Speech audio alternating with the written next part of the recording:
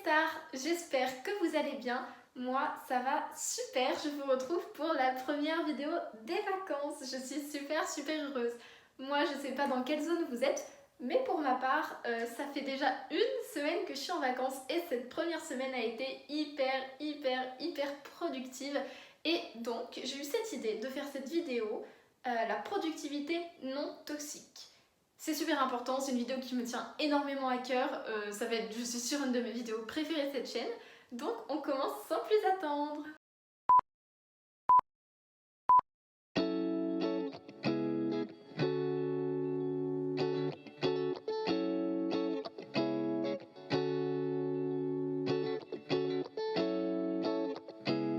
Qu'est-ce que la productivité? Pour moi, la productivité, c'est être actif, c'est-à-dire faire des actions, des activités pour le soi du futur. En fait, pour moi, être productif, ça revient à prendre soin de soi, mais pas le soi de maintenant, le soi du futur. Et pour moi, c'est pour ça que c'est aussi important d'être productif.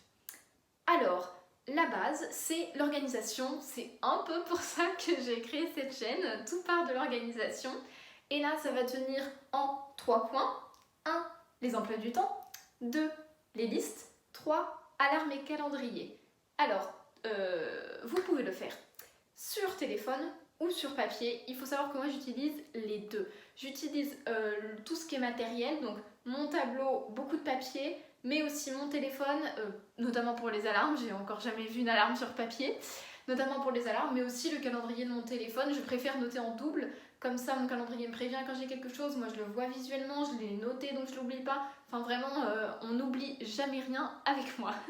La création de la productivité. Alors la productivité, ça va être un mélange de motivation et de discipline. Non, ce n'est pas la même chose. Alors attention, il ne faut pas confondre les deux. La motivation, ça va être beaucoup lié aux émotions. Contrairement à la discipline, ça va être la majeure différence entre les deux. La motivation, c'est ce que vous allez ressentir, ça va être votre courage pour faire toutes ces actions, alors que la discipline, c'est là-dedans, c'est tout ce qui est mental et qui va vous dire non mais là t'as pas le choix, il faut que tu fasses ça, tu réussiras jamais, tant pis si t'es fatigué, vous voyez. Et c'est pour ça qu'il faut arriver à trouver un compromis entre les émotions et le cerveau, tout simplement. Pour la discipline, ce que je conseille, c'est se forcer un petit peu, se donner un petit coup de pied aux fesses. Je dis bien petit, hein, ça sert à rien de se taper 3 heures de boulot à 3 heures du matin. Les alarmes, ça marche super bien, les alarmes le matin. Bah oui, du coup, si vous vous mettez un réveil, vous allez faire des choses le matin. Si vous vous réveillez pas et que vous dormez, effectivement, vous n'allez pas faire grand chose. Le téléphone en mode avion, je fais ça tout le temps. Tout le temps, ça marche très bien quand je dois travailler plus d'une heure. Mode avion, parce que sinon je vais regarder mes notifs. Travailler par récompense, ça marche très bien aussi. Par exemple, vous travaillez une heure, et au bout d'une heure, vous aurez droit à une pause goûter. Voilà, et vous n'avez pas le droit de prendre le goûter tant que vous n'avez pas bossé. Donc bon, ça demande de la discipline, mais ça marche plutôt bien. Moi, ça marche très bien avec moi, mais après, personne ne va vous dire mais non, prends pas ton goûter maintenant. Enfin, si vous vouliez vraiment, vous irez prendre votre goûter. Donc bon, ça marche pas avec tout le monde et je le comprends très bien. Vous devez comprendre pourquoi vous faites ça. Si vous n'avez pas d'objectif, bah, vous n'allez pas être motivé ni discipliné. Par exemple, moi, les maths, c'est difficile, d'accord? Je suis en terminale, j'ai SP maths, c'est difficile. Et parfois, c'est compliqué de me motiver parce que bah, j'en ai marre, je comprends pas tout, c'est long.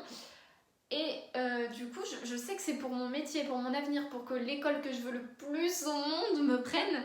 Donc forcément, ça va me motiver, ça va me discipliner pour faire ce que j'ai à faire. Donc il faut vraiment savoir pourquoi. Parfois, vous allez avoir la flemme. La flemme, ça ne vient pas de nulle part. C'est très important que vous compreniez ça. La flemme, c'est souvent lié à la peur. Et il va falloir que vous compreniez pourquoi vous avez peur de travailler. Est-ce que c'est parce que vous avez peur de l'échec? La plupart du temps, c'est ça.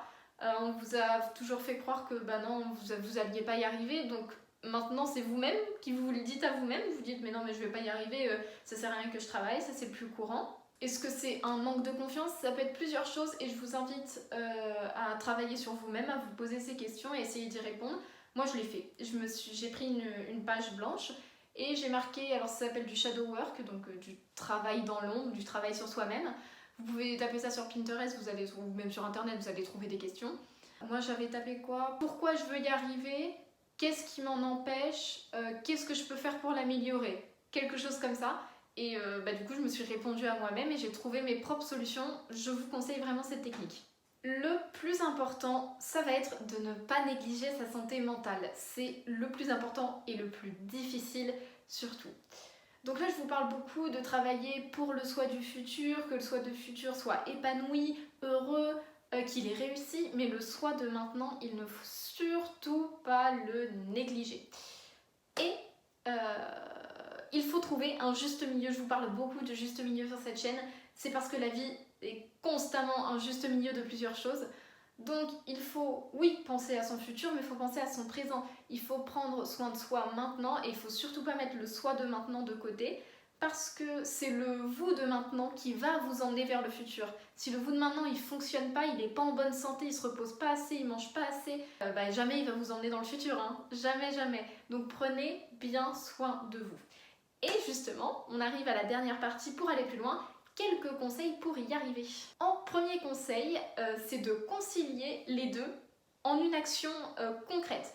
Par exemple, là je dois réviser mon histoire géo et en même temps je suis censée me faire un soin pour la peau. Je vais mettre un masque sur le visage et je vais réviser en même temps. Là c'est un exemple tout bête mais c'est pour vous montrer que les deux en même temps sont possibles. Comme ça le moi du futur il aura une bonne note, il ira dans l'école qu'il veut, enfin qu'elle veut du coup, je suis une fille mais j'irai dans l'école que je veux. Et en même temps là ma peau elle va être super, elle va être glowy du mois de maintenant. Vous voyez ce que je veux dire? Deuxième conseil, ça c'est plus par rapport à l'organisation. Donnez un temps imparti pour faire chaque tâche. Ça vous évitera de vous laisser déborder par vos objectifs. C'est un peu bizarre, en général on ne se laisse pas déborder, si on se laisse déborder c'est plutôt positif, mais il faut penser au soi de maintenant. Donner un temps imparti à une tâche vous permettra de garder du temps pour vous, tout simplement. Voilà. Troisième conseil, faire des pauses, c'est très important. Là, par exemple, ces derniers jours, j'ai beaucoup travaillé sur mes cours, je veux dire, et sur YouTube, sur mes projets, sur TikTok, tout ça.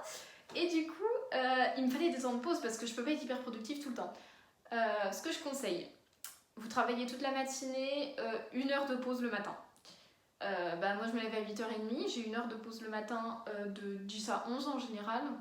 Ouais, 9h30, 10h30 plutôt. Voilà, 1 heure le matin. 2 heures le midi, ça c'est le meilleur. 1 heure le matin, vous n'êtes pas obligé, vous pouvez faire une demi-heure. Mais 2 heures le midi, je vous conseille fortement. Moi, je fais midi 14h, ce qui me laisse du temps pour manger avec ma famille, discuter avec eux, traîner sur mon téléphone parce qu'ils repartent un petit peu plus tôt. Et puis traîner sur mon téléphone, m'ambiancer, tout ça. Et à 14h, je peux reprendre.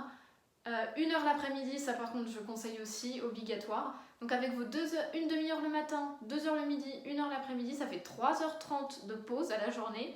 C'est largement suffisant. Vous allez voir qu'au lycée, vous n'avez même pas 3h30 de pause dans la journée. Donc là, vous allez voir que ça va aller beaucoup mieux pour être productif.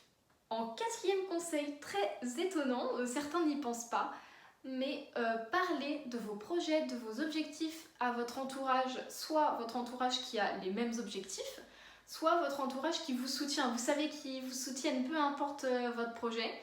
Eh bien, je vous conseille d'en parler avec vous. De un, parce que ça peut tout simplement vous faire, vous faire vous exprimer, vous faire relâcher la pression. Vous pouvez également avoir leurs avis.